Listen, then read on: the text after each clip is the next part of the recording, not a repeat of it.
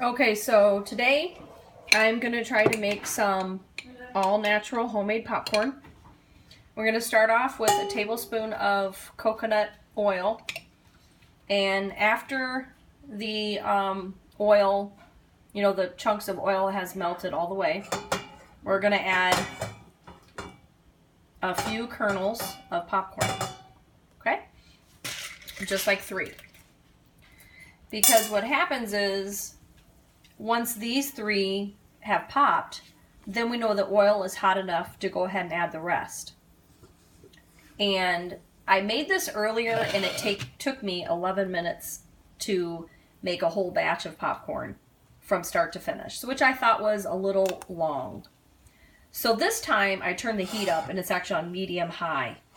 So it is smoking a little bit, but I'm going to try it. And so far, these kernels have started popping quicker than the first time I made it. So now that those have popped, I'm going to go ahead and add another about 1/3 cup of kernels. And I'm going to put the lid on it because that's what I did earlier. And then I'm going to remove it from the heat. And I'm going to let it sit for 30 seconds. So what happens is it allows all the kernels to get at the same temperature rather than some of them being on the direct heat and some of them not. Put it on there for 30 seconds away from the heat. Okay, and then we're just going to wait about 5 more seconds here. Okay, so now after we've waited 30 seconds, we're going to put it back on the heat, and then we're going to start moving it because we don't want the kernels to burn. And I know from the first batch I made that the kernels will turn a lot darker in color. As long as you keep them moving, they won't burn. And I can leave the lid off for a little while because there's nothing really happening. But once I start to see more of the kernels pop, I put the lid back on because it could get pretty exciting. Popcorn popping everywhere. I mean, I have the dogs here to pick it up, but I don't want to waste this homemade popcorn. And like I said, I use coconut oil. You can use butter. You just have to be careful with the butter that, it doesn't burn in the pan. I found that the coconut oil works really good. It melts really fast. And here we have popcorn popping.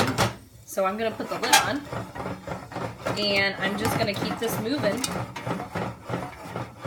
And so far we're into 3 minutes. Which I know that if I had used microwave popcorn, my popcorn would be done already. But it would definitely not be as healthy as this is going to be. And then when this is all done, I could actually add my own flavorings. I've got butter flavoring, I've got ranch flavoring. I could just do it plain. I could sprinkle it with cinnamon sugar. I could do a little cayenne pepper.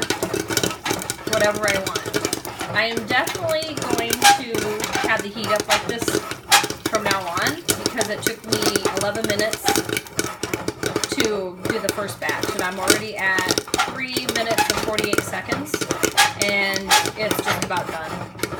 So, I mean, you're talking maybe a minute longer than microwave popcorn, and it is actually more fun because, it's kind of fun to watch popcorn pop up, watch the process and what you're doing, and then I do pause it because I want to see if they're all done because I don't want to burn it.